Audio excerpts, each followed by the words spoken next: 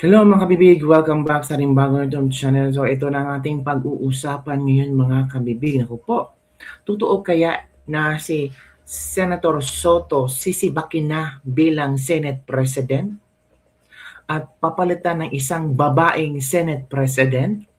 At ang sabi nila baka si Senator Amy Marcos ang posibleng papalit na Senate President. Kasi sabi ng ilan, naramdaman ng ilang senador na parang malayo na ang ideya ni Soto eh. Parang makikita ng ilang senador na parang more on condemning VP Sara's impeachment.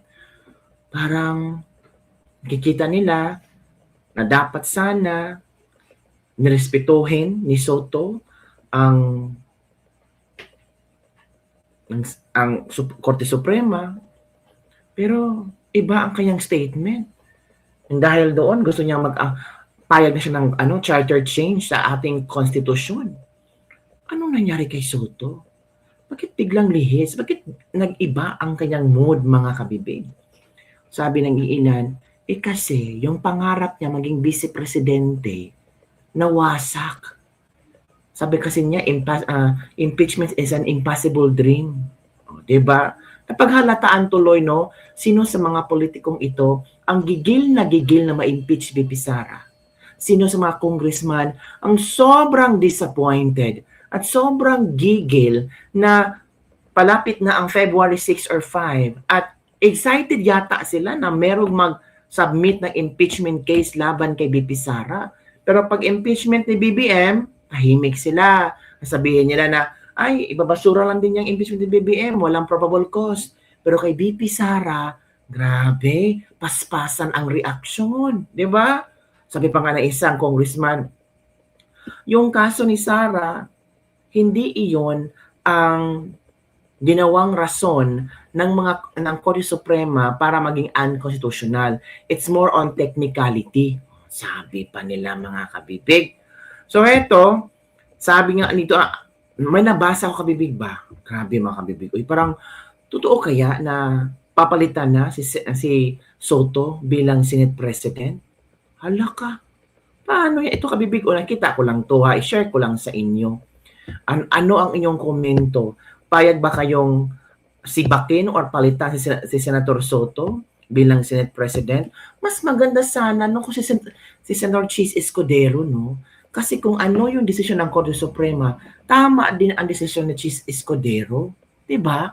If you try to remember how Chis Escudero is telling to all senators na yung impeachment ni Sara, pag ganito, ganyan nangyari, ganun din ang interpretasyon ng Korte Suprema. Umuugong ang balita na may mabubuong bagong majority block sa Senado ngayong Lunes. Bunsod na lumalalang dismaya ng ilang senador sa liderato ni Senate President Tito Soto, sabi ni Rob Rances. So ito daw ang bagong majority block. Bam Aquino, De La Rosa, Bongo, Cayetano, Pia Cayetano, JV Ejercito, Estrada Jinggoy, Gatchalian, Marcoleta, Amy Marcos, Senator Lito Lapid, Loren Ligarda, Padilla, Tulfo Rafi, Villar Camil, Villar Mark, Joel Villanueva, Mig Zubiri. Ito daw ang bagong majority block. At yung minority block, alam niyo na kung sino. Ping Lacson, Risa Hontiveros, Kiko Pangilinan, Soto, at Sis Erwin Tulfo. Ano sa palagay yung kabibig? Meron kayang mangyayaring pagbabago ng liderato sa Lunes or bukas or next week sa Senado?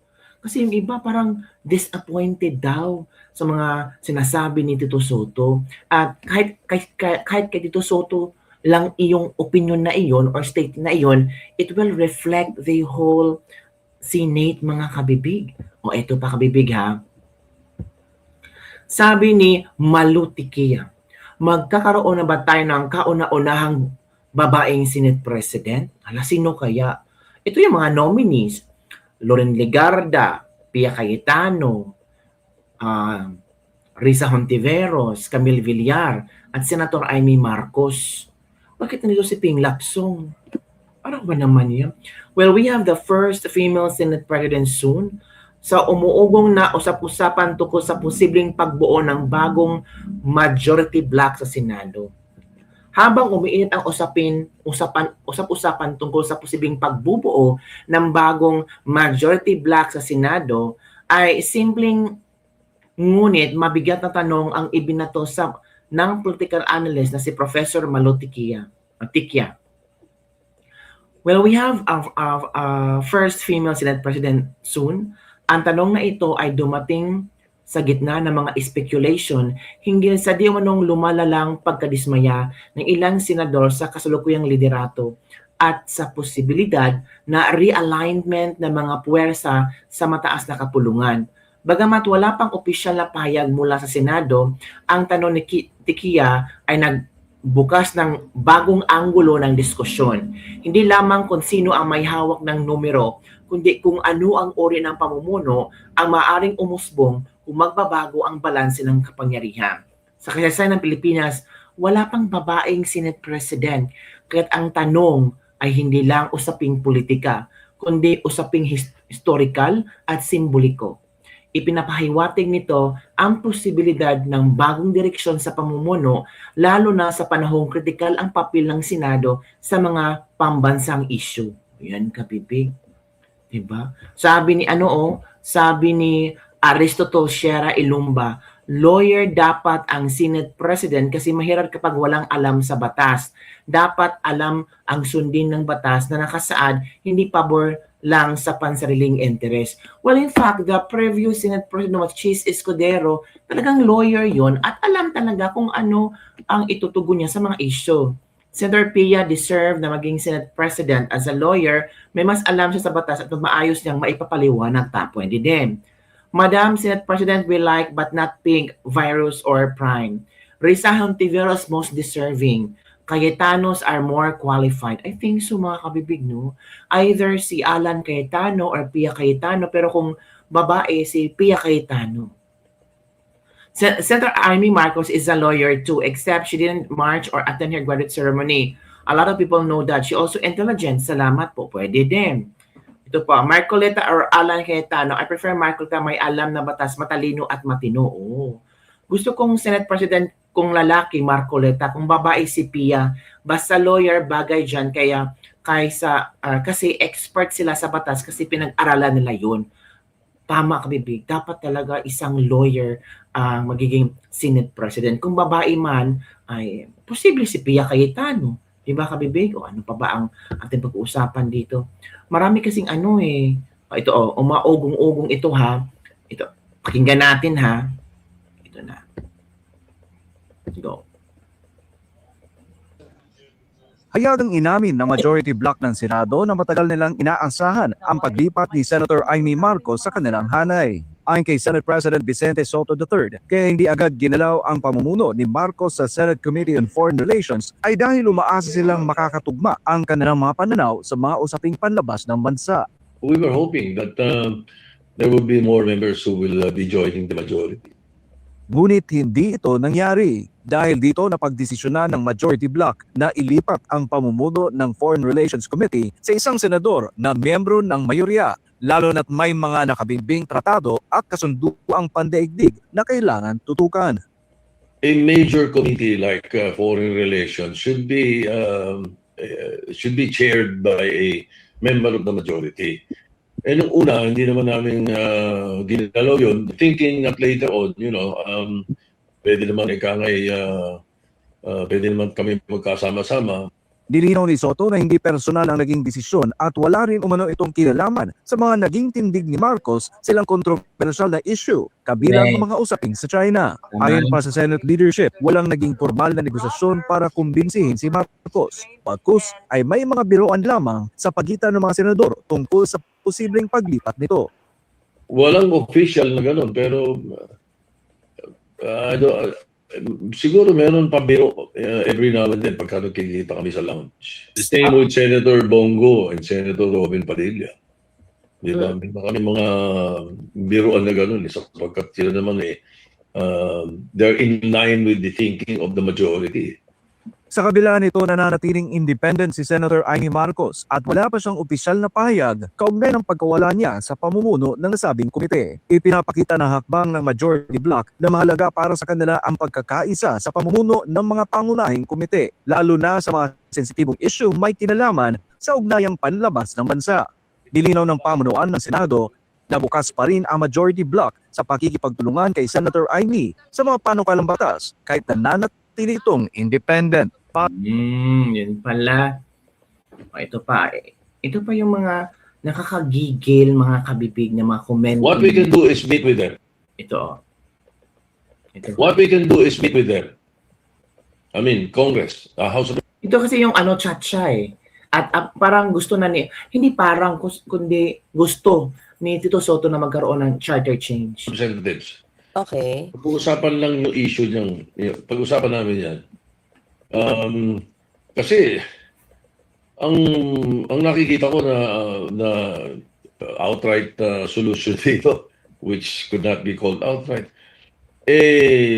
palitan na natin konstitusyon. Baguhin na natin. Pagka ganyan,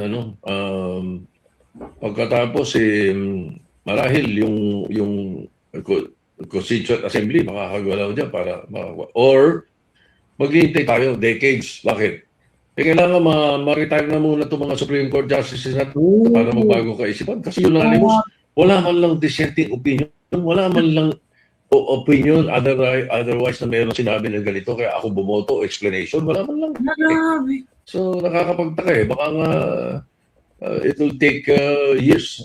Grabe. Retirement bago tayo sana makakilos at Grabe si mailagay natin uli sa lugar sa konstitusyon natin. Kung hindi rin lang ako ayoko ng CONCON, ayoko ng Constituent Assembly, pero pagka ganyan ang usapan, payag na ako. Hindi lang yun. Baka madamay na yung economy pagka ganyan.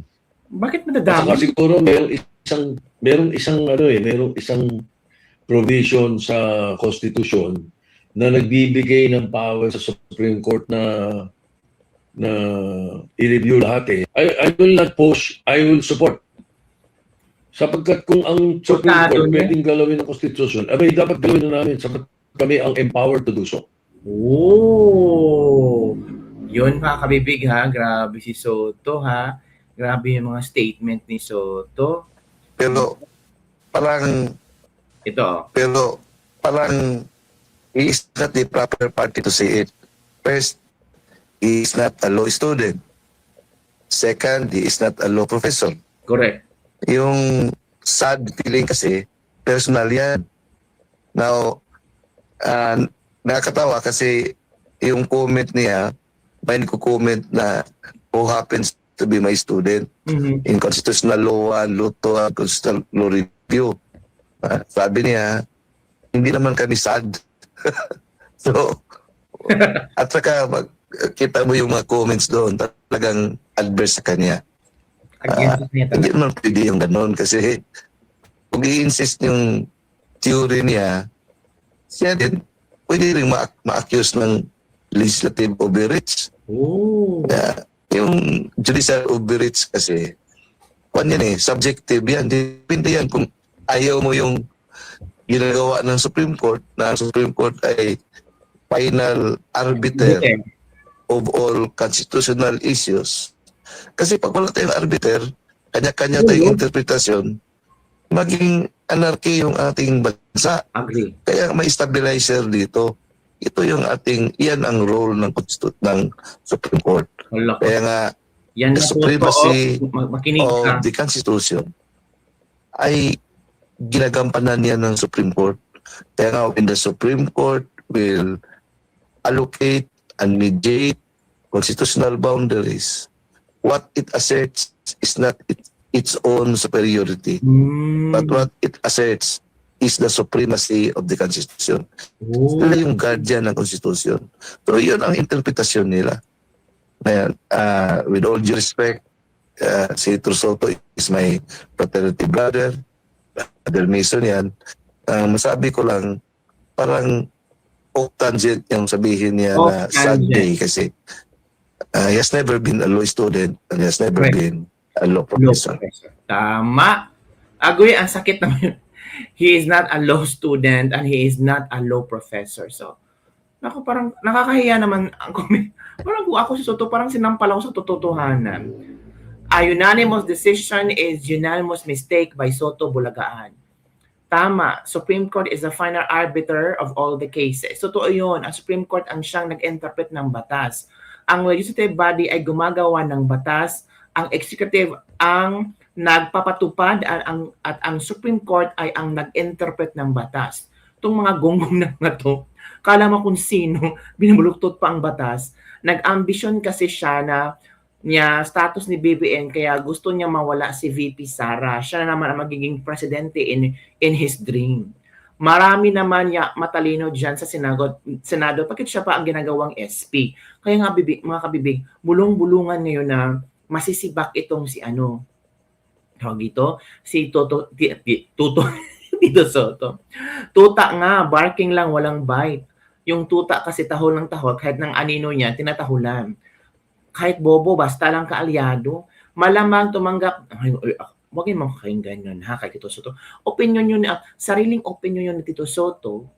At, well, may iba na sumasang-ayon kay Senator Tito Soto, kagaya ng mga kongresista na happy na sila kasi susuportahan ni Tito Soto ang charter change. So, ano kaya ang mangyayari, kabibig? So, maghintay-hintay tayo sa mga latest updates kasi bulong-bulungan na magkakaroon ng bagong majority block at masisibak sa pagiging Senate President, Senator Tito Soto. Ay, sa palagay, kabibig, dapat na bang sibakin si Senate President Tito Soto sa kanyang posisyon as Senate President? Or, wag lang muna? Or, kailangan na magkaroon ng bagong Senate President. Kung pwede babae, sabi ng iba. Kasi historical ito, kauna-unahang Senate President na babae.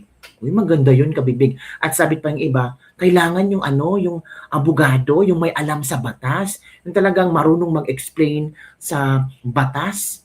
Hala ka. Ano ba naman yan? Yun lang, kabibig. Don't forget to like, subscribe, and share this video para sa mga latest trending news nating pag-usap-usapan. At shoutout sa ating mga OFW dyan. Kumusta kayo, oy? Kumusta ang mga buhay-buhay ninyo? Ay, nako, ano na, Pebrero na ba? Oh, hala, ang bilis lang ang panahon, no? Nag-Christmas, New Year, tapos nagsinulog, nag-ati-atihan. Ay, araw na ng mga puso, araw ng pag-iibigan at pag-ibig. Ang bilis ng panahon, mga kabibig. Porheto pa rin ang Pilipinas. Nagapak pa rin ang ekonomiya. Gutom, maraming gutom at walang trabaho. Ay, kailan kaya ito matatapos? Sa 2028 pa ba? Yun lang, kabibig. Don't forget to like, subscribe, and share this video. Bye everyone. See you next time.